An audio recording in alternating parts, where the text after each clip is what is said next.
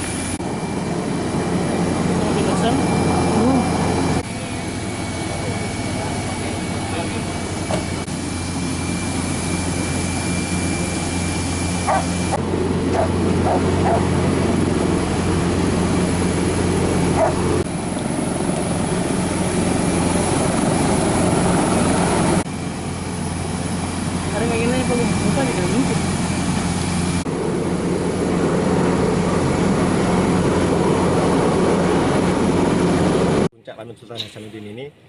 adalah salah satu latihan yang merupakan bahan uji untuk melaksanakan kegiatan di Lanut yang melibatkan seluruh satuan yang ada di Lanut Sultan Hasanuddin, baik itu yang berada di skadron maupun satuan-satuan pendukung lain yang ada di wilayah Lanut Sultan Hasanuddin. Yang pada intinya adalah setelah kita melaksanakan latihan dalam proses pembinaan profesi maupun profesionalisme dari penerbang, teknisi, dan semua satuan yang terlibat di dalam Lanut ini,